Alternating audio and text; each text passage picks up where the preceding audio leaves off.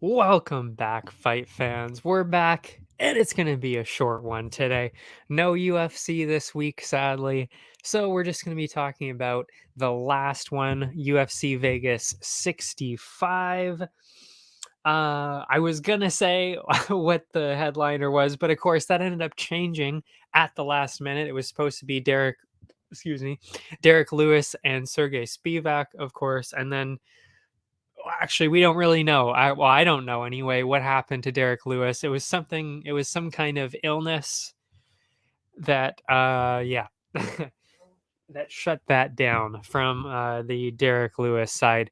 So, did not have that one, which made it definitely brought the card down a little bit. You know, I'm not one to shit all over cards, but I gotta say, this was definitely not one of the better ones this year. And I've got my phone out because I did not write, I always write my notes about each fight, of course. This one, I did not get a chance to put it on my laptop. I forgot. So the first fight is on my phone, so I'll be reading it off of there. But after that, it'll be back to normal. So the first fight was Natalia Silva, Teresa Bleja. Um, I can't remember if I think that might have been Bledge's first UFC fight because she was on the Contender Series. Natalia Silva, we saw one other time, did amazing. So I figured she was going to win this one pretty easily. Excuse me. And yeah, she looked pretty good. Ended up actually getting my bonus for KO of the night. So we'll get into that.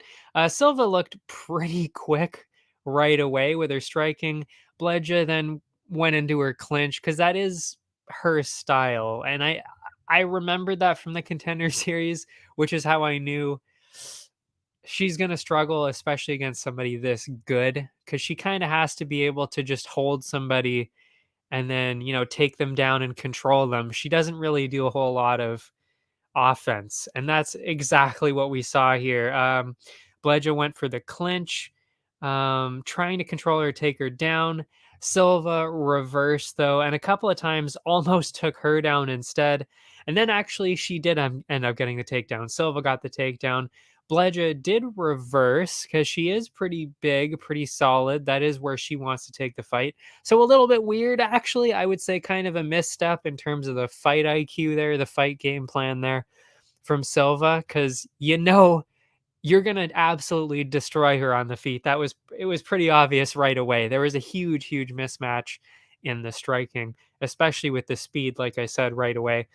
Um, but eventually Silva did find herself on top, got stuck in some pretty nasty submissions. It was touch and go, but she did make it through the end of the round. I don't really know. Again, she just really should not have tried to play on the ground there. I mean, you know, Bledge's literally only chance to win this fight is to take it to the ground. Literally, don't even give her the chance. Just, you know, when she clinches up, get out of it and get out of there as fast as you can. And that's not what she did. She was trying to go reverse her and go for takedowns herself. Just not, you know, not the fight IQ that you want to see there.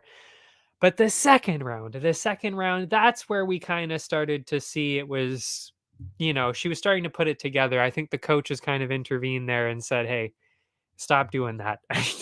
Silva got her pretty quick at the start of the second, smoked her pretty bad. Then Bledja clinched again. Again, that is her clear strategy there. Got her off of her, started to strike again. Lit Bledja up pretty bad. Like I said, it really was not close on the feet there. Then Bledja clinched again, still didn't get anything, and then started to slow down quite a bit. And then it was clearly everything was going in favor of Silva at that point. So second round clearly was tied 1-1 there. Silva then just took off with it in the third round with the striking, just amazing combos, absolutely insane. And then landed that spinning back kick straight to the chin. I mean, to be fair, Bledja was like literally lunging into it for a takedown and just happened to hit her chin. I mean, if she wasn't actually doing that, it probably would have hit her in the chest, which would have still been pretty impressive. But yeah, she just happened to be leaning into it and then obviously dropped Bledja straight on her face for a moment. And then Silva went in for the finish there with those last couple of ground and pound combos. Now I can throw my phone away there. For the TKO win in the third round by spinning back kick straight to the chin there. So for me, that was KO of the night. But I mean, again, maybe got a little bit lucky with the timing because, Bledja was going down as she was already spinning. So yeah. But anyway, fight number 2, Brady Heastand, Fernie Garcia. I knew this was going to be pretty close. I had Garcia going into it because I knew the stand-up was gonna be a problem, and it was, but, yeah, Heastand did end up overcoming that, just like he did with, well, actually, almost did with Tercios. He did lose that one by split decision, but it was pretty close. Okay, so Garcia looked like he had almost grabbed another early knockout, which is what I thought was gonna happen. That's why I picked Garcia. I was like, okay, well, he should be able to get a KO because he's clearly better on the feet. Heastand gets hit a lot, so I was going with Garcia by KO there, and I thought I had it. I thought I had it there. Dropped Heastand to the canvas immediately, and then Heastand responded with a takedown, but then actually got caught up in a nasty submission. Unbelievably, actually got out of it, and then I would say really pretty much for the rest of the fight there, it was mostly Heastand. So yeah, that was quite the comeback, let's say that. Um, but yeah, it took a while though, and it was tough, but he did get back into the dominant position, kept getting dragged down along the fence. Heastand wasn't really doing a whole lot of damage, but I mean, he was threatening a couple of quick subs there. That was it though. And then Heastand ended up taking his back, and then then he was close to getting these submissions. What was I gonna say? And tough to score around like that because again, yeah, the first minute obviously was all Garcia with the knockdown and the almost submission as well. But then the rest of the 4 minutes pretty dominant for Heastand. So what do you do with that? I mean, I think in terms of the criteria, as we've discussed, damage over everything. You got to give it to Garcia because of that knockdown. I mean, he basically almost got a finish there. So I would say the 1-0 lead to Garcia there.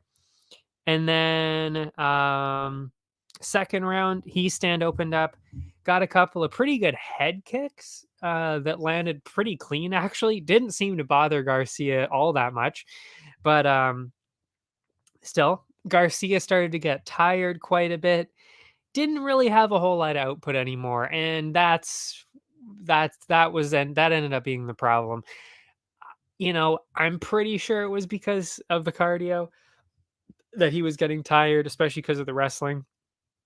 I don't think it was the strategy. If it was just a lapse in strategy, I mean, that's terrible because really he only needed to win one of the second or the third rounds at that point, and he would have won the fight because of that first round. So, yeah, you know, and I mean, you see that a lot with the fighters that are new to the UFC. They've only had 1, 2, sometimes even 3 fights. You see these things, and it's like, wow, yeah, they're so close to getting a win, and then they make sometimes just one mistake, but sometimes it's a couple of mistakes. It's a whole lapse in strategy. You see some things here and there, and it's like, oh man, they'd be so good. They'd be so good if they just took it that extra step. But I think this might have been just because of the wrestling. I don't know. But anyway, I mean that's pretty much all it was for the last 2 rounds. Heastand just dominated on the ground really with the wrestling and won the last 2 rounds. So he ended up getting it 29-28. The judges agreed 29-28. Yeah, no arguments there whatsoever.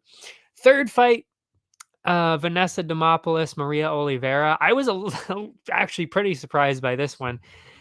Oliveira had a pretty ridiculous reach advantage. Definitely a lot taller too. I mean, she just had a huge size advantage in general. Except, well, maybe not this like size, like strength wise, but definitely height and reach for sure. Which she's a striker, so that would make sense that she had a pretty clear advantage going into this fight, and that disappeared. It would actually, now that I think about it, it reminded me a lot of that last fight with Garcia. It reminded me almost exactly of that, except for she didn't get a crazy knockdown or anything.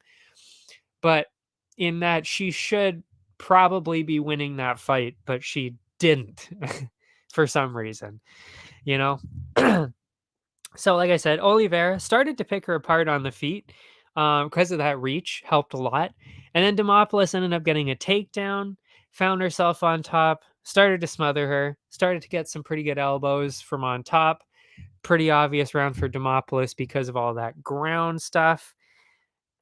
And I mean, the second round, pretty similar. I mean, Oliveira managed to defend the takedowns, a lot of the takedowns. And then at amazingly, it was actually Demopoulos that landed the big strikes this round. Got Oliveira pretty hard twice to the chin. The last one dropped her on her back, and then Demopoulos found herself on top again. So another pretty clear round for Demopoulos. So already on the decision, makes it to the cards. She's already won. So third round, Oliveira does know that. She knows that. She is, I would say this is 100% was not on the fight IQ. This was not on effort at all. Like she was 100% gunning for the finish at that point. And that's what you like to see. Because with Garcia, I don't know. I didn't really necessarily see that as much. But with Oliveira, definitely saw that. She was trying 100% the entire time. I mean, you have to walk forward with your striking, of course, because you need to get things going, of course, in this case. And this happens a lot when you try to get things going in the third round, especially as a striker, you get taken down. And that's exactly what happened. She kind of ran right into a takedown from Demopoulos, got smothered again, did manage to get back up, probably because Demopoulos was getting a little bit tired at this point. And really trying to go down for that finish, walking her down just constantly throughout the entire round.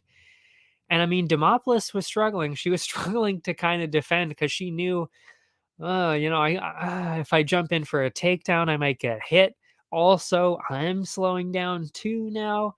So it's like I kind of just need to basically walk backwards, jump out of the way, kind of just avoid things and kind of just wait out the last round basically because, I already know up 2 rounds, I just don't want to get finished. And she knew that.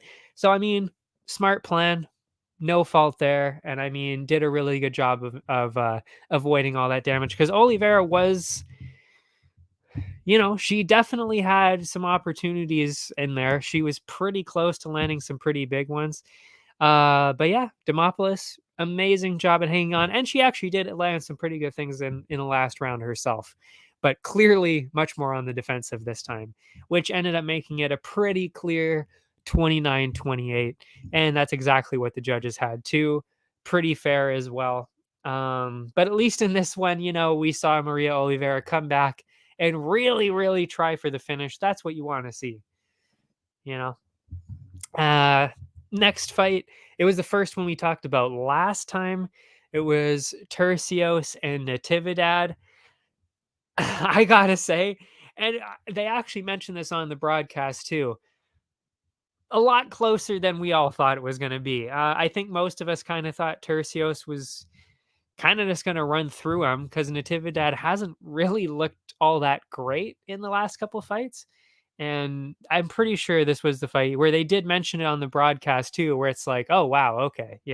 Natividad looks a lot better than we thought he was going to be looking against Tercios here, especially with that crazy, crazy pace of Tercios, which figured was going to be the problem. I said that last time too.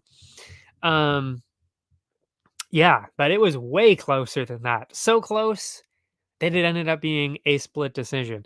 Tercios, of course, came out like an absolute madman, throwing excuse me, throwing all these crazy combos, landing a couple of decent shots here and there.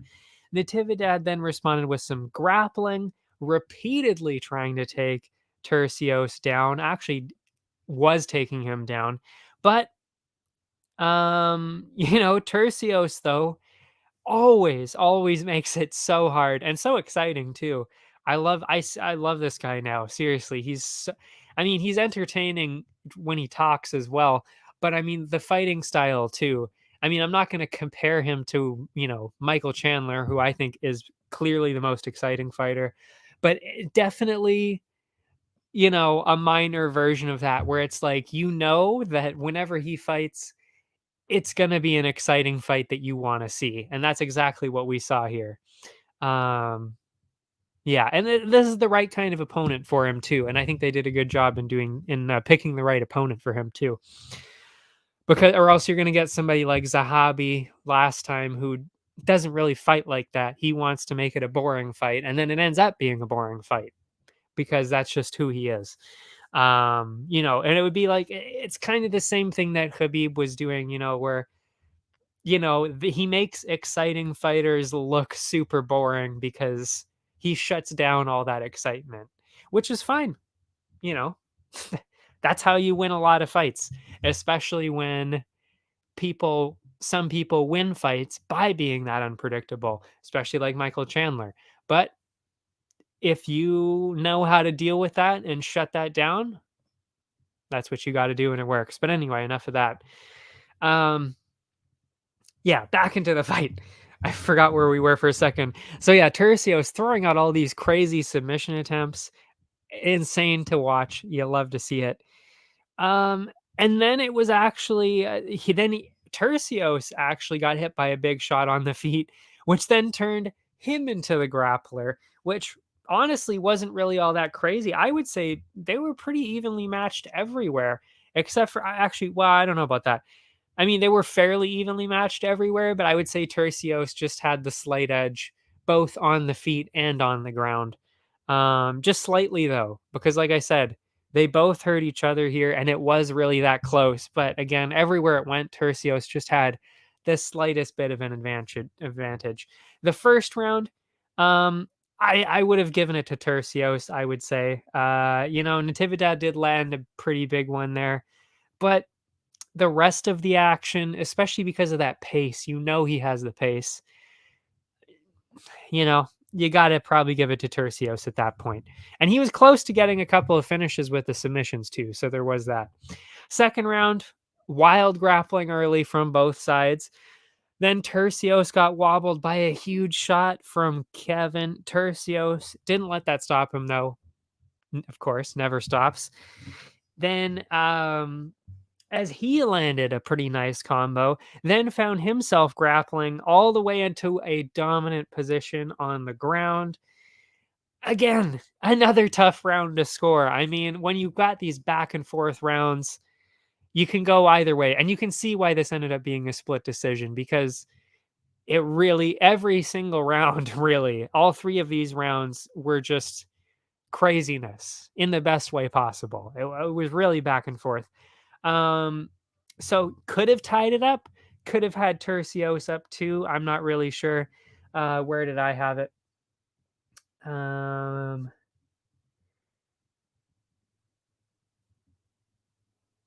Yeah, I wasn't really sure. That's right.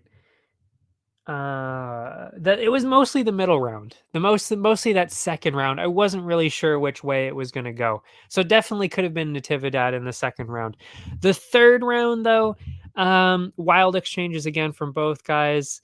Tercios was stuck for a second on the ground. Then he got slammed by a knee. And this was a huge knee. I mean, everybody on the broadcast was like, "Oh, crazy, crazy knee." And that just tells you how tough Tercios really is. Still recovered though, then got kicked in the face. still somehow walked forward through all of that, landed more of his own offense, and then just absolute nonstop offense from both sides on the feet and on the ground. Like I said, craziness all around this entire fight. Then Tercios closed the fight, took his back, slipped in a very, very deep submission attempt. I seriously thought he was going to be locking up the win here. Attempting to throw, then, of course, some ground and pound on there when he couldn't get the submission. And I would say easily because of that, he took the round because it was back and forth, dead even before that. But again, he almost finished the fight with a submission, landed some nice ground and pound. That's a lot of damage. So to me, probably took that round. So I had it 29-28 for Tercios or 30-27. It was close, but I kind of probably would have. I think 29-28 is fair. But yeah, so I had it 29-28 for Tercios. The judges had it. Two of them were 29-28 for Tercios. One of them 29-28 in the other direction. And like I said, I 100% see why it was a split decision because two, maybe even all three of the rounds were pretty close that it really could have gone either way, depending on how you see it. But ultimately, I do think they went in the right direction because Tercios was close to finishing the fight in two different rounds. He got, a lot of deep, deep submission attempts. He got a lot of damage. He did a lot of damage with the ground and pound and on the feet as well with that crazy pace. So for me, I think 29-28 for Tercios made a lot of sense. Then it was and that ended up being the fight of the night, if you couldn't tell. I mean, it was a crazy fight. But we'll get into the bonuses, of course, at the end. Miles Johns and Vince Morales. That was the next one. This one was pretty close. I kind of disagree with the way it went a little bit. But it was really close. Slow to start though, not much going on early. And I mean, this was really the theme of the whole first round. Pretty reminiscent of the fight that shall not be named. Johns made the first real move, less than a minute left in the round, which is ridiculous. Going for a takedown, didn't quite get it, landed a decent shot. Then to close the round, though, they both let it loose, with Morales landing a huge, huge shot. So, I mean, really, with no action whatsoever in that first round, really could have gone either way. And again, we've seen this before in a championship fight too. I had it Morales. Because that bigger shot at the end of the round, I mean, it was a pretty big shot to the point where Johns was like, oh shit, and it also busted up his mouth a little bit. So you got to consider damage. He was the only one that did damage. There was blood in his mouth. There was blood coming out of Johns's mouth. So to me, that indicates it has to be Morales. But and he was actually technically the one pressuring too. It was close, but he was, I think, walking forward a bit more. I remember them saying that on the broadcast that they were kind of thinking that too. But yeah, it was a huge shot for me. And then of course, the blood was noticeable too, coming from the mouth. It wasn't even like nose or anything. It was like literally coming out of his mouth and onto his lips. So clearly did something. Maybe he bit his tongue or something, or maybe, like I said, knocked something loose or something. I don't know. But yeah, blood from the mouth there. So for me, had to be Morales in the first round because of that. Once again, dead even to start the round in the second there. Johns went for a takedown, but was shut down again. Eye poke from Johns paused the action for a while. By the way, ridiculous number of fouls tonight on that night. Oh my God. And then there was one fight. I can't remember which fight it was. I don't think it was this one. No, it wasn't this one. There was a fight later where I don't even remember how many fouls there were. It was, I want to say like 4 or 5. Yeah, it was maybe even like 5 or 6 fouls. It was absolutely insane that all that happened in one fight. It was crazy. I think it might have been Jalgus and Johnson there. I can't remember though. We'll get to it anyway.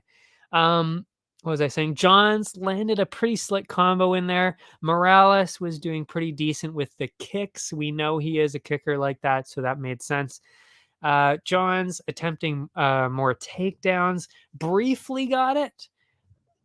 I mean, it's again this was another one of those fights, just like the last one with Tercios. Well, I mean, it was actually kind of the opposite. It was like it was just as close, but due to the lack of action instead of the full crazy action that we got in Tercios and Natividad there, but just as close. So yeah, second round again, completely dead even. No real way to tell who had gotten it. I was maybe the slightest bit leaning towards Johns. So, maybe have it tied there. It was close though. Third round, jab from Morales, really busting up the nose of Johns. The action was definitely heating up, but it was again still completely even. Really, what kept happening is they would throw at the same time. Like one guy would throw, the other guy would throw, and then the other guy would start and the other guy would respond, and it was always basically the exact same amount of output no matter who was starting. So it was kind of like, how do you score something like this? It is exactly even. um Morales started to land more as the round went on. Johns was kind of whiffing his shots at this point. That's what kind of started happening, where Morales was still landing and Johns was trying to land, but he was missing a lot more. And maybe that wasn't obvious to the judges. Maybe, I don't know. I don't know if that was obvious to the judges, because then we saw the scorecards after and it was like, oh, that's interesting. What was I going to say? Still couldn't really finish the takedown, Johns, and then almost exactly even in the strike. So really, it could have gone either way.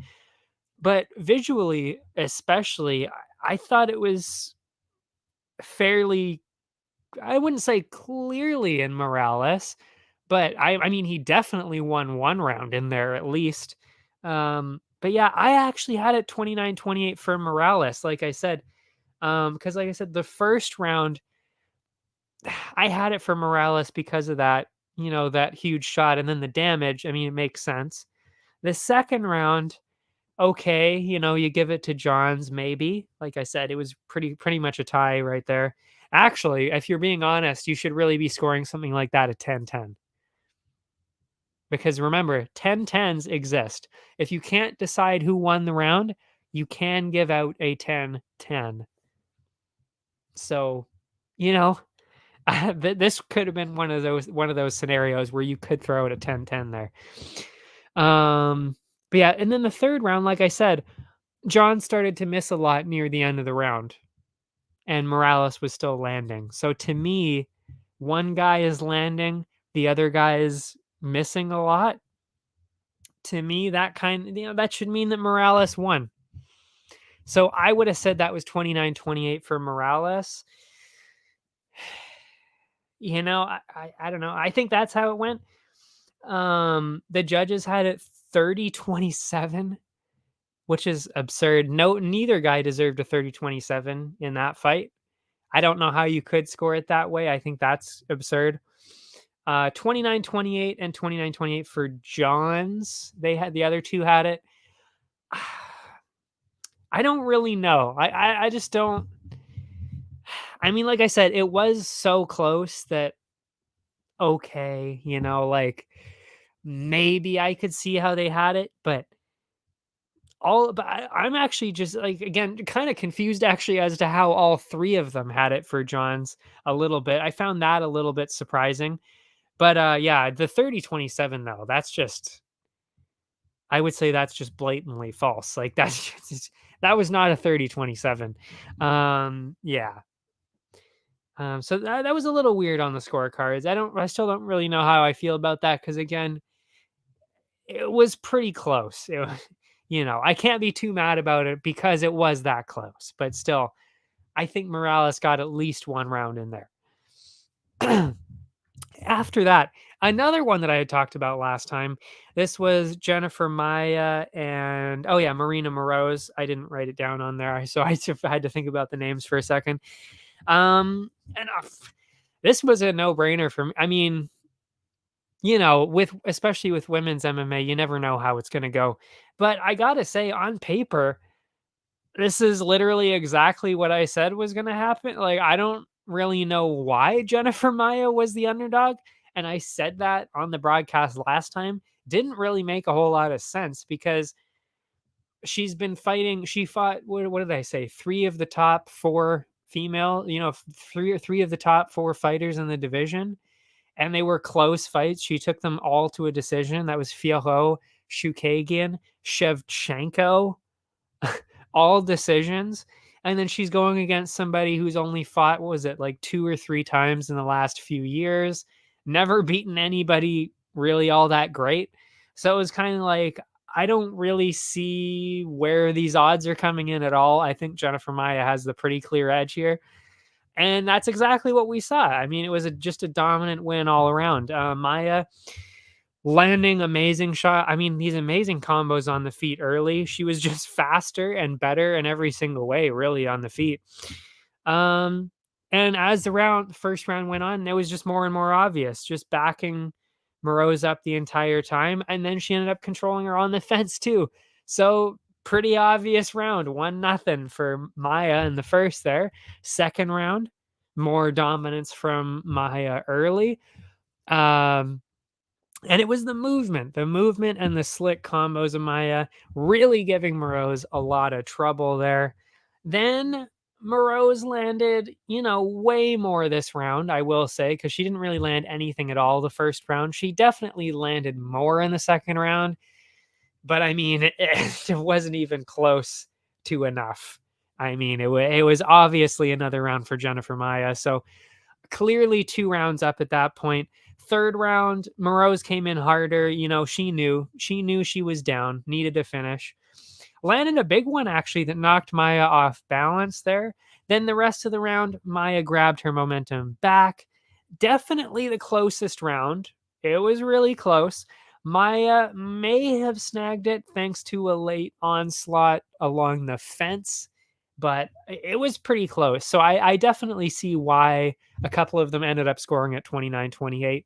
I would have scored at 30-27 probably, but this one makes sense. This, unlike unlike the last one, this made a lot of sense. 30-27, 29-28, 29-28 for Maia. Yeah, that was not surprising at all, and I wish I would have put more money on that. That being said, I definitely cashed in pretty big on that one. And it was pretty obvious. Like I said, it's all about the competition at that point, especially when they're basically the same age. It all comes down to who you've been fighting recently, how active you've been, and how well you've done against those top tier opponents. And Maia checked every single one of those boxes. So it just made no sense to try and go in the other direction. So perfect underdog to jump on there. Then we got to the main card. This was actually supposed to be the featured prelim, this next one. So I did actually talk about it, but I thought it was going to be, well, actually, funny enough, I did think it was going to be on the main card. I just didn't think it was going to push the main event off the main card. Like, I didn't think it was going to be because the main event was gone. So yeah, Jalga Zhumagulov and Charles Johnson, that ended up opening up the main card because, of course, like I said, the main event was canceled, so they needed a new one on the main card. So here we are. And what did I say? What did I say going into this fight last week? I specifically said Jalgas is an amazing fighter. He's always close to winning. So I know how good he is. You know how good he is. Just watch him. And he looks really, really good. And then he always gets screwed somehow. He always loses when you think, okay, he's going to win this one. He's going to win this one. He's going to win this one. And then he loses somehow. And that, I cannot believe that it happened again. I even said, I was like, I know this always happens to him, but this time, he's going to win. Nope, he just got screwed again in another split decision, which I believe is the third, maybe even actually the fourth split decision that he's lost like that. I mean, just absolutely absurd. And this one too, it was close, but again, I thought Jalgus won this one too. And I thought that for, I think the other two that I was talking about too, that he should have won those two, especially that last one. Fuck's sake. But yeah, anyway, this one too. I mean, really. Anyway, let's get into what actually happened. First round, Jalgus was walking him down early. Lots of heavy striking, lots of kicks. Johnson looking pretty good too, with some feisty looking kicks. I wrote that down here, so they must have been pretty feisty. But Jalgus was really pressuring him pretty hard. Jalgus landed a couple of bombs, had Johnson falling back. Excuse me. As the round progressed, though, Johnson started to land better, but then he landed a terrible, terrible low blow that stopped the fight for quite a while. This was the fight. Now I remember. I was right. It was this fight that had I don't even know how many fouls, because I didn't even write down all the fouls. That's how many there were. But yeah, stopped it for quite a while. I mean, already I think it was actually Keith Peterson in this in this fight as a ref, which is unusual because he tends to be, well, the no nonsense Keith Peterson. In this time, I would say he took quite a bit of nonsense. He took all the nonsense this time because he didn't even give any warning. I would have said right there, that was a horrible, horrible low blow. That, like I said, it was over a minute, and I think it was at least 2 minutes. I think that this fight was stopped. That deserves a warning right there. That deserves a warning. So already I would have warned them. Jalgus started to land some more crisp shots, then transition into the grappling. Was shut down though, and I mean we kind of figured that was going to happen because he shut down all of Mokayev's takedowns as well, and Mokayev is pretty incredible at getting takedowns. So so pretty impressive. So I wasn't too surprised there. What was I going to say? Then Johnson started to finally land, getting some good kicks in, especially the head kicks. He did land some good head kicks. May have stolen the round, but personally, I think you'd kind of have to give it to Jalgus. I mean, he clearly was landing a lot more. And like I said, he did land quite a few that had Johnson like falling backwards. And I mean, you don't, because you didn't take a point away, you don't want to lean into that too hard, but it was a pretty bad low blow. So already, as a judge, maybe just slightly, if it's close, lean towards the guy who was fouled that hard, even though it wasn't, because you got to remember too, just because a point wasn't taken away doesn't mean it didn't affect the guy. He was down for like 2 minutes, like I said. So it clearly affected him. So the fact that he still probably won the round, I think you kind of give it to him anyway because of that low blow. You got to keep that in mind. And I think, I don't know if that's part of the scoring criteria. It's probably not. But I think that's kind of one of those things that you got to keep in mind. You got to keep that in mind because it does affect a fight like that. So for me, even that aside, though, I still would have given it to Jalgus, but especially with that in mind, you got to give it to Jalgus. Second round, Jalgus doing some pretty good work in the to open the round, chipping away with jabs and leg kicks, kept that pressure going, eventually pushed him into the fence. Then it was Jalgus that landed a bad groin kick himself.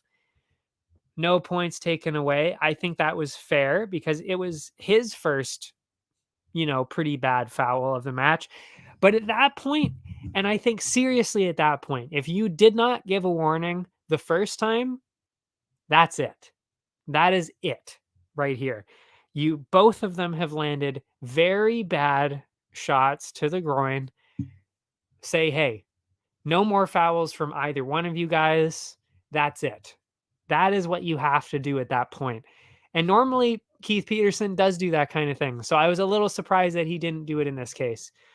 So I can't even really say, it's a shitty ref, doing whatever. Like, no, I actually think he's one of the best refs, but in this case, I think that was a clear mistake. You gotta warn them right there. Final warning, hard warning.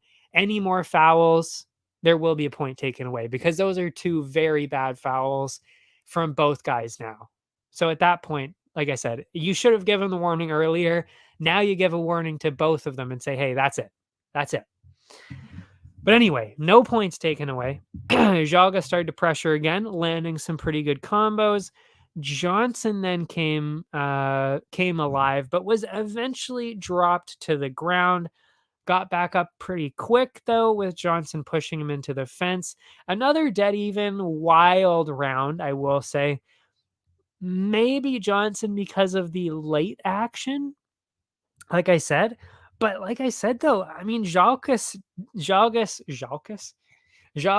definitely did better overall in the round. And it was pretty similar to that first round where it was like, honestly, I'm pretty sure Jalgas did better overall in the round, but maybe Johnson did better in like the last minute or so. Like, I don't know. So for me, um, yeah, I don't know. I would have probably still given it to Jalgas at that point for the first two rounds. I think he kind of did win the first two. But again, it was super close. And then this is where it would have made a difference. This is where the reffing should have come into play and a point actually fully should have been taken away. And I don't normally do that kind of thing. You'll probably never really hear me say that, but in this case, you had to take a point away because right away in the third round, Johnson lands another groin strike, another one. By the way, there were other, I think, eye pokes and all that kind of shit in the first two rounds. I think there were a couple of those in the first two rounds. So I mean, come on now. This is another groin kick, another one. So to me, that's it. There's a point taken away, and that's Johnson at that point. So for me, and I think I don't really know how you could argue against that. There were so many fouls before this. At that point, you have to take a point away. You have to take the point away. So what it should have been was Johnson lost a point in the third round. So already Jalgas wins the fight. That's what should have happened. Johnson should have lost the point. There's no other way. Like, you can't say he shouldn't get the point away. I mean, like, that is way too many fouls. It should never have gotten to that point. So, continuing on, though, Jalgas landed a nasty kick that made Johnson's leg go to sleep. He could not walk. He could not walk properly. He could not strike properly. And I have no fucking clue why Jalgas didn't take advantage of this at that point. And that was another huge turning point because he literally was like 10 seconds away from getting a finish for like a minute straight. All he had to do was just one last onslaught to pressure him, run straight into him, into the fence, just combo. And then he would have won. Guaranteed. Like, it's not even like, oh, maybe. No, he would have won. He could not walk. He could not stand people. He was literally like, bam, bam. He was slamming his foot into the canvas as hard as he could to try and wake his leg up. That's how bad it was. So you can't tell me, like, you cannot stand up. If somebody kicks that leg one more time, that's it. That's all he needed to do. Land one of those leg kicks, he would have fallen down. Swarming with a combo, he would have gone down. Anything, he would have gone down. So terrible fight IQ from Jalgas right there. And that basically lost him the fight because, I mean, he easily should have won. He should have gotten a finish there. Never mind on the cards. He should have gotten a finish there. And then, I guess Jalgas didn't really notice it. I have no idea. It just seems bizarre. And they did talk about that on the broadcast too. It's like when somebody's doing weird shit like that, like, I've never seen anybody slam their leg like that. It was like this, just bam, bam, bam, bam. Like, he was really hitting his leg hard on the canvas to try and wake it up. So, I mean, when you see something like that going on, run into them, like swarm them, because clearly they're not okay. Yeah, so I don't know. Yeah, I don't know. And then it was Johnson who was then starting to do well because Jalgus wasn't doing anything at all. So it was like just bizarre, just a bizarre fight all around. I will never, and they actually even said on the broadcast, now that I remember it, I think it was Fitzgerald. He said, "I will never forget this fight ever. I will never forget watching this fight." And honestly, this will be a fight that I remember too, because it was just so bizarre. So bizarre on every single facet of it. Like there's so many fouls, but not only were there so many fouls, the ref didn't take a point away, which is honestly very unusual in itself with that many fouls. So that's unusual, which is wrong. That should have happened. Should have had points taken away. The scoring was a little iffy. The leg going to sleep and he didn't do anything about it. Like just all over the place. It was like, what the fuck is going on? Like it was crazy, crazy, just bizarre fight to watch. But yeah. And then on the scorecards, it was like, then how do you score that? Seriously, how do you score that at that point? I mean, either you give Johnson the last 2 rounds, or you give Jalgus the first 2 rounds. That's pretty much how I would have seen the scoring play out. I had it for Jalgus, but I mean, also, you got to remember too, no matter what, I mean, especially if I was the ref, or it was refed the way it should have been, Jalgus would have won no matter what, because he would have won. He would have won on one of the cards. Actually, no, he probably would have gotten the majority draw in this case, because the 29-28s would have been dropped for Johnson, would have been dropped down to 28-28s. And then one of them had it in favor of Jalgus, which gives a 29-27.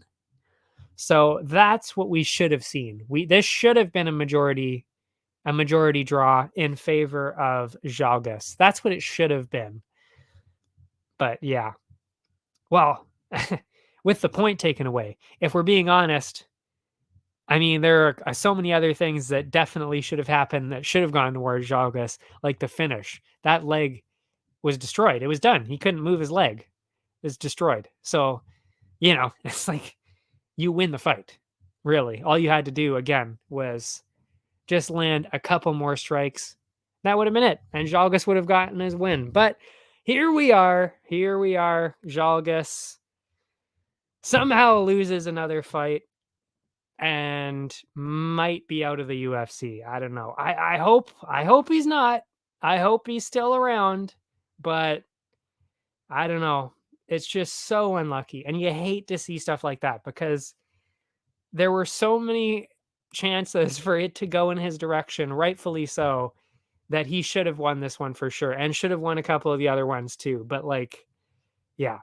I mean, got to be one of the unluckiest fighters I've ever seen, for sure. But yeah, after that though, amazing performance by Jack Della Maddalena. And by the way, this was one of the reasons, that was actually one of the reasons why, one of the many reasons why the night was so bizarre. Yeah, it was just a weird night. Just not even a great night, really. I don't know. It was just, and then of course we lost the main event. Yeah, just so many reasons overall why this was kind of, I don't know if it was the worst card of the year, but it was definitely top 5, or I should say bottom 5, I guess. Yeah, it was rough to watch, honestly. The whole card, I was like, oh my God, brutal. There were a couple of good moments here and there, like I said, and Jack Della Maddalena, which I'm just going to talk about, is one of those shining moments. And then, of course, the Tercios Natividad fight, that was amazing. But other than that, there wasn't really a whole lot of good stuff going on. But yeah, as expected, Jack Della Maddalena opened heavy with the striking, landed some crisp jabs, then dropped him with a huge shot.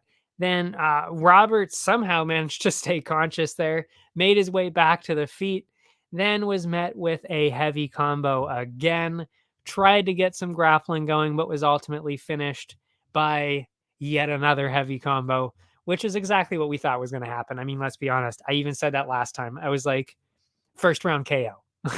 He's already gotten 2 first round KOs. He's going to get a third one here. This is probably even easier than his other opponents. It just didn't make any sense. Other than basically they were giving him an easy fight. That's pretty much what they were doing there. And then, of course, getting rid of Danny Roberts in the process. Because, yeah, he's not getting another fight. Ain't no way Danny Roberts is getting another fight in the UFC. He's gone. So, yeah, amazing knockout for Jack Della Maddalena, as expected. Then we had Fialho and Salikov. And this was kind of disappointing, too, because it was like so many opportunities for Fialho. I had it for Fialho. That was my prediction. And I think that's pretty clearly how it should have gone, honestly. But anyway, both of them jumping in and out of range, landing some good strikes here and there. Fialho started to get the better of the striking, but then Salikov started to get the grappling going, smothering Fialho on the ground. That's actually what I was worried about going into this, is that Salikov does have the wrestling as well. So I was a little bit worried about that going into it. Then they got back up, and Fialho did some real damage, mangling the eye of Salikov with a massive shot. So first round had to be Fialho. You got to look at the damage. That's all that was. Again, the damage. He started to close up the eye, landing huge shots. Had to be Fialho based on damage alone, and that's how the criteria works. Salikov, second round, Salikov pressured early, trying to get another takedown. Instead, landing a couple of decent combos, and then really no output at all from Fialho, which then gave Salikov free reign to do whatever he wanted to do. Beautiful spinning back fist at one point. Amazing. Landing combo after combo, picked Fialho apart. He then dropped him pretty bad, landing bombs on the ground. It looked pretty bad, but Fialho did hang on. Yeah, man, it's just so frustrating because I know how good Fialho is. And I mean, he clearly is very, very good. He lands these, I mean, he's so good. He's so crisp and clean with the striking, precise, accurate, and powerful. He's got the power too. But I don't know what happened. I mean, it just seemed like the cardio this time. Because the second round, like I said, almost no output, really. Like almost no output whatsoever, which was bizarre to see. Because he never really did that in the other fights. He never, even against Michel Pereira, he still had output in the last couple rounds. So I don't really know what happened in this one. I get maybe it was the wrestling, the grappling in this case that really messed with him, but it didn't affect him the other times. So I don't know. It was really weird to see. Which again, another reason why, like, there were just these weird things going on throughout the night where it's like, this is so bizarre to watch. Like, what is happening right now? These people do not normally fight like this, and not in a good way. Like, yeah, I don't know. It was just super weird to see. Fialho, the third round, was in rough shape early. I was trying to read my notes because there's so many spelling mistakes. Getting lit up by huge combos, then getting absolutely slammed by a spinning back kick. Then Salikov landed another spinning kick straight to the head of Fialho. And at that point, he really didn't have any defense left. The ref felt like he needed to step in and stop it.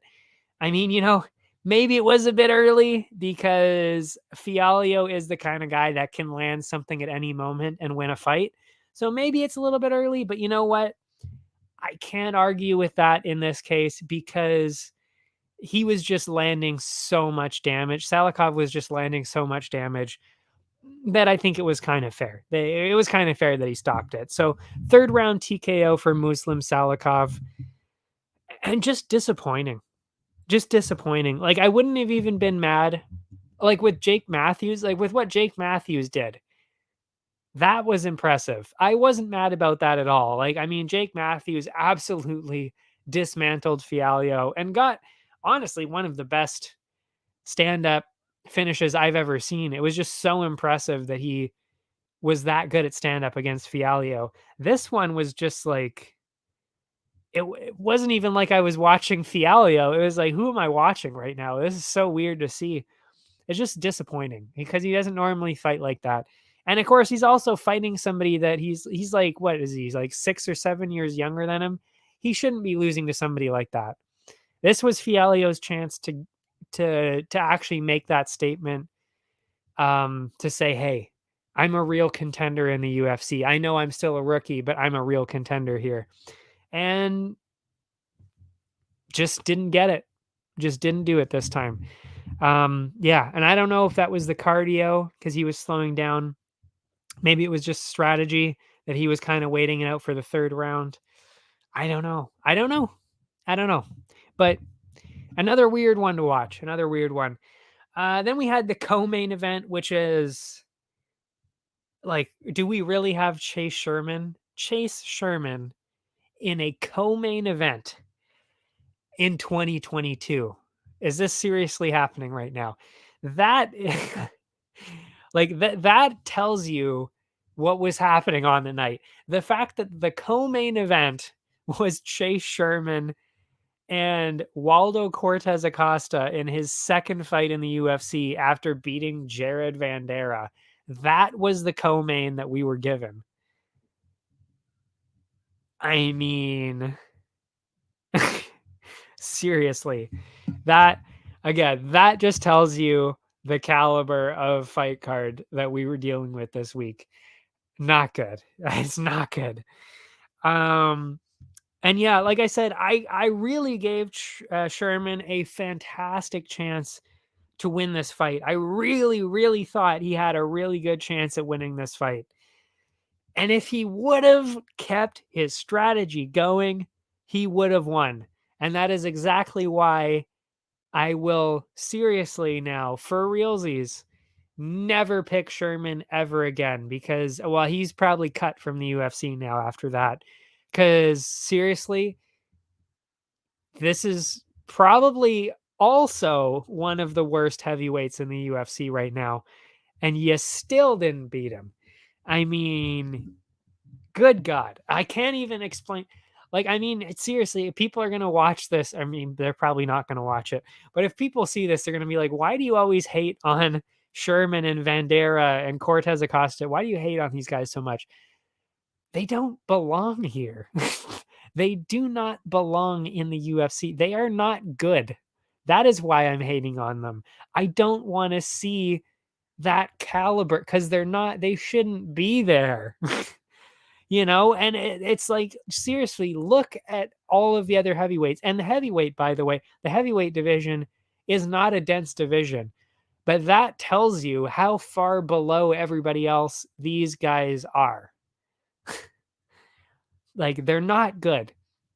So to see these people lose and veterans lose to these guys, it's like fucking hell.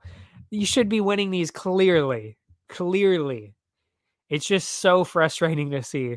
And it was even more frustrating this time because it's like I finally gave Sherman the benefit of the doubt of finally winning a fight, and he blows it. He was winning and he blew it. The first round, oh my God. Sherman, actually, no, I'll do my graphic after I say why he blew it here. Sherman went for the leg kicks early. What did I say? What did I say last week? He needs to go for leg kicks because Cortez Acosta was absolutely destroyed by the leg kicks of Vandera, started to lose. That's how he was losing. He started to lose that last fight. Even though he won, he was starting to lose near the end of the fight there because of the leg kicks. So I said that. This was 3 weeks ago the fight happened. His legs are not going to be completely healed yet. Use the leg kicks. And that's what Sherman did right away. So that was smart. That was smart. He did a good job there. And then Waldo landing some half decent strikes, but Sherman was doing pretty well to avoid the bigger ones and land some combos of his own. Then a rare sight, Sherman was actually doing some grappling, taking Waldo to the ground. I think that was pretty smart too, because Waldo is a boxer. He doesn't grapple. So kind of makes sense. When you've been in when you've been in MMA for that long, just go for the takedown. This guy doesn't do takedowns. He doesn't do grappling. Go for that. So I think Sherman first round, I mean, I was like, oh yeah, I'm looking good now. We're looking good with this money now. Get the underdog money on Sherman. This looks fantastic. Easily won the first round. And then that just all went to shit. All went to shit in the second round. He threw all the plans out the window, everything that was working. He threw the leg kicks out the window. He threw the grappling out the window.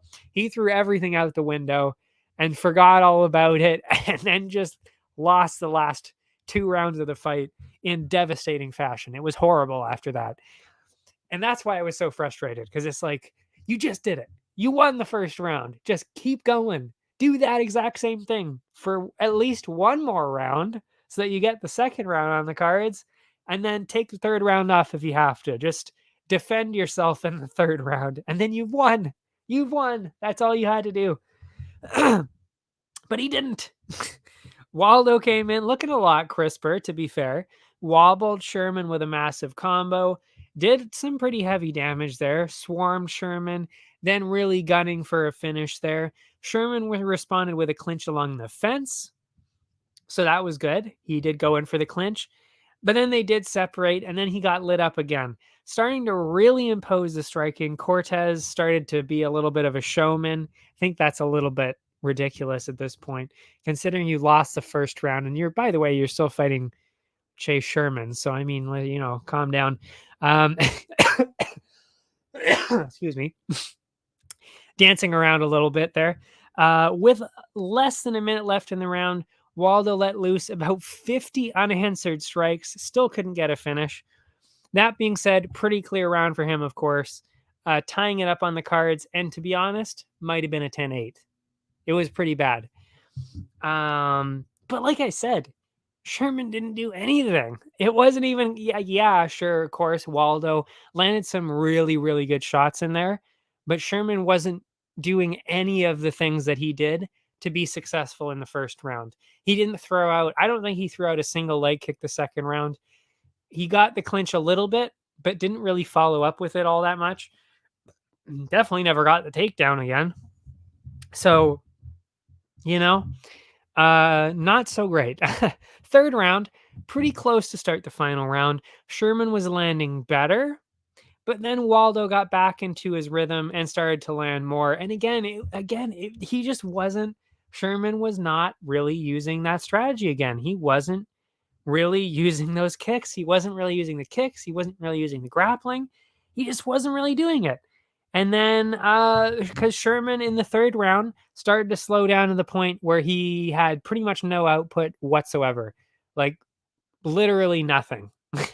So it was like, well, clearly Cortez is going to win now, because now all he has to do is throw out a few strikes that look good, and you're going to win on the cards. And that's what happened. Sherman hung in to the end. Pretty clear win for Cortez Acosta. Pretty clear 29-28. One of the judges clearly wasn't watching the first round and gave it to Waldo. But 30-27, 29-28, 29-28. Yeah. I don't really know how you would have scored that 30-27. I mean, Waldo didn't do shit in the first round, so I don't really know how they got that. But 29-28. Actually, like I said, I would have even scored it 29-27, to be honest, because that second round was brutal. That was a 10-8. That should be a 10-8 right there. But anyway, clear win for Acosta. But again, that's because Sherman just completely abandoned the game plan. The game plan that was working for him, that he was winning with, and he just threw it out the window and never went back to it. So, yeah. And that is exactly why I never picked Sherman up until this exact moment. And I completely regret doing that now. And then interesting, actually, I would say the smartest call out Waldo could have made, he made. He called out Mohammed Usman, who, again, I don't want to be mean here, but seriously, this is the other guy that does not belong in the UFC. I'm sorry. You were losing the Ultimate Fighter finale, clearly losing it.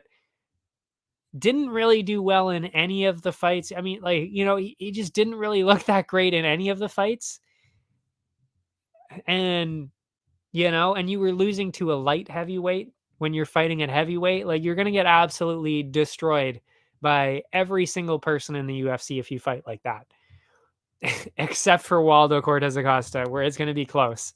And that is why that call out is genius, because I don't know if he realizes it, but he's not going to beat any other person in the UFC except for Muhammad Usman, because he can win that fight and he probably will.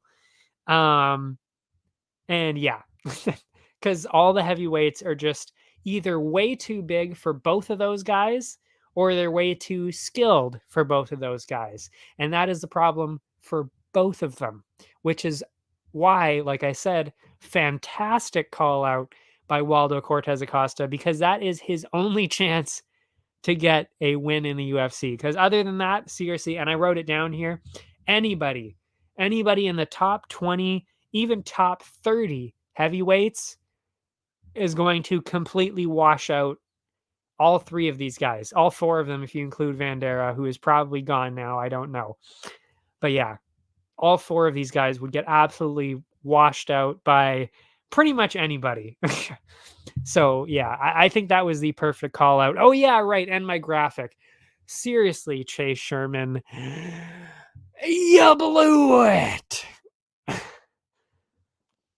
I mean, seriously, absolutely blew that one. The main event was, and again, this was the main event. Are we serious right now? Iwan Kutelaba on a 2-fight, or what is it? He's lost 4 in his last 5 or something like that. Got finished in 4 of his last 5, I believe. A couple of first round knockouts, a first round submission loss. Like, this is the main event, Like, this is what we're dealing with. That's what I'm saying. It's like, performances aside, it is crazy that this is the main event. And against Kennedy Nzechukwu, who, by the way, also hasn't really done all that well in the UFC. He could, by the way, and I'm not shitting on Nzechukwu. I think he has probably the most untapped potential out of most fighters in the UFC. And I truly believe that. And it's all in his head. It really is. I wish that he needs some kind of sports psychologist. Seriously, that's what he needs. It's not even the fighting ability. Seriously, it's not. And it's crazy to say that, but it's true. And that's why sports psychologist exists, for people literally in that exact position. And I mean, I know this is never going to get to him. And this is honestly one of those opportunities where it's like, man, I wish I had a huge audience and a huge viewer base, or at least on social media or something. So I could just say to Kennedy, hey, get a sports psychologist or something, like somebody like that, like just anybody like that, because you have the ability to do all this. You have the ability to get the finish, and you have the ability to do all this. You're just not doing it. There's something holding you back from doing that, from going for it, because we saw it the second round. You went for it right away. You went for the finish right away. You knew, okay, I can go in there now. And then you went in there and you got it. You got the second round finish. But you could have done it in the first round too. Like, there were so many opportunities to do that. And it wasn't even just this fight. I mean, I'll give you this fight. You got the finish in the second round. You did amazing in the second round. I mean, seriously, the talent on Nzechukwu, seriously, just because of the size alone and the skill. I mean, he's got it all. It's just the mindset. And that's what lost him fights in his other fights. It lost it for him, because he just didn't have whatever he needs to do that mentally, to shift over to going like, I'm going to get a finish. Like, I'm going to go for it. He doesn't have that. He doesn't have that switch. He doesn't have it where he's got that switch where he can just go in for it. Which, of course, he was fighting somebody who doesn't have the opposite switch. He does not have an off switch. That is what Kutelaba is. These are, I would say, polar opposites. Like, Iwan is the kind of guy who just goes full throttle, 100%, just all the time, every second of the fight. That is who he is. And you love to see that. But again, sometimes you need to slow that down or else you're going to get finished, which is exactly what we saw. But on the other side, Zichukwu takes a back seat and then you lose on the scorecards that way. You need a healthy mix of both. You cannot do both unless, of course, you're somebody like, like Terrence McKinney or somebody like that, or like Michael Chandler or somebody like that. And even Michael Chandler has run into some problems like that, where he gets too much into it, too excited, too aggressive, and then he ends up losing because of that. We've seen that now a couple of times. Yeah, so you need that healthy mix, and Zichukwu needs just that little bit of a push so he can get started a little bit earlier. And he said he's been working on it. And I respect that. I see that. I see that he's been working on it. But you still have some work to do. And I know he still notices that because he still mentioned it, I think. I'm pretty sure he did mention that as well. So it's like there's just something there that needs to be pushed just so he can get something going. Because the size of this guy, I mean, he's not a light heavyweight. He seriously looks like a full-on heavyweight. That's how big he is. So I mean, he's really actually what I actually just realized, he's kind of like Jalen Turner, really, because he is way too big for the division, somehow cuts down to make it. I have no idea how, but he cuts down to make the division. But the difference is Jalen Turner knows how big he is and uses that to his advantage and wins quickly and dominates people like that.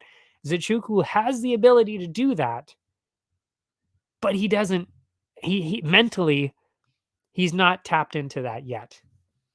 And when he does, believe me, when he finally does tap into that, he's going to be the real deal. Because, like I said, amazing. He really is. He really has so much opportunity. He has so much untapped potential here, but he just doesn't go for it. Actually, it even reminds me of Woodley a little bit, where it's like, he had so many opportunities to get a finish, to land one more left that would have knocked people out, or another combo that would have knocked somebody down, and he would have gotten a couple more wins there, especially near the end, especially against Jake Paul. But then he didn't do it. He froze and didn't do it. Now you're getting into the territory, like that's kind of what Zichukwu is. I wouldn't say that he gets frozen. He just, I mean, maybe he does, because he just doesn't go in for it. It's tough to see, but he is getting better. Like I said, he's getting better. He's getting better and he's going for it. But yeah, as soon as he does get it going, he's going to be fucking incredible. And I look forward to that. I really hope he does, because he's a super nice guy too. I mean, so soft spoken. I mean, like, you listen to him and it's like, you don't sound like a fighter at all. Like, you just sound like a normal dude that walked in off the street, right off the couch. Like, he's just so calm and so nice. It's crazy. But yeah. And maybe that's the problem too. Maybe you're being too nice. You need to get that killer instinct, maybe. I don't know. I don't know what you need to do, but then you need to switch the mindset there a little bit. But anyway, yeah. So the bonuses. KO of the night, that was Natalia Silva. I mean, spinning back kick, you're a rookie. Spinning back kick to the face, to the chin, especially with women too. You don't normally see spinning attacks. Well, you don't normally see spinning attacks in general too much in women's fights, but then to land it like that clean, amazing. So for me, had to be, and like I said, again, also by a rookie. So there's so many layers to it. Had to give it to Silva. I was considering giving it to Jack Della Maddalena too, but that was too easy. I mean, the opponent was too easy too, because at least Teresa Bleja was a decent opponent. So I always kind of consider that part of it too, where it's like, okay, like if I expect them to get a first round knockout, I might not be giving them a bonus because it was expected. You were supposed to be doing that. So it's not really that impressive anymore. But yeah, So that's who got the KO bonus. There were no submissions. There were no submissions, so there was no submission bonus. Brawl of the night, Tercios Natividad. That was a no-brainer. I mean, seriously, what an amazing fight. And then most valuable fighter, I gave it to Maya, Jennifer Maya there, because I mean, you come off of a losing streak like that, and to prove to people, except for me, because I already knew, but to prove to everybody else that you really still belong here. I know that, and you do still belong here. You clearly showed that tonight. I mean, like, you're clearly still in the top 10. Top 5, I'm not sure because there are so many new people coming up. I'm not sure if I would say you're in the top 5 anymore, but top 10 for sure. For sure, for sure. Like 6, 7, maybe 8, somewhere around there. Probably 6 or 7, I would say. Because, you got Chukagian, Fiorot, uh, maybe Andrade, if you count her, Shevchenko, Santos. That's a lot of people. That's a lot of top tier contenders. So would I consider her in the top 5 because of all those people? Probably not. But again, 5 to 6 to 10, that range, yes. Especially, like I said, I mean, I'm not saying she's old. I think she was only 34 or 35, so she's not too old either. I'm not saying that either. It's just impressive that she's managed to hold on this long, and then also to prove that, hey, like, this person had a winning streak, and I may be slightly older. I may have lost the last few, but those are against top contenders, and I am a top contender, and Marina Moroz is not. That is exactly what she told people, and that's what I want to see. That's what you want to see from any veteran like that. So yeah, I was very impressed by Jennifer Maya there. Yeah, and that is it for me. Like I said, there's no fights this week, so I don't have anything else to say. We'll be back next week, of course, talking about, I believe it's actually UFC Orlando. I'm pretty sure that's where we're at next, which is kind of cool. And that, I believe, features Wonder Boy, and Kevin Holland, the Trailblazer, Big Mouth. Yeah, so that's going to be a good fight. I cannot wait to see that. I'm so excited. That is a main event that I want to see. And hopefully, because there was the week off, they'll be putting some better matchups on there. From what I saw, I can't remember who was on there, but when I looked at it, I remember thinking, "Oh, that's a half decent card actually. It's not bad." So yeah, that is what we will be doing next week. And that is enough for me. All my socials are below. That would be Instagram, Twitter, YouTube, all that. And then Area 51 has got you covered for all the other ones. That is also below. And yeah, that's it for me, everybody. I will see you next time.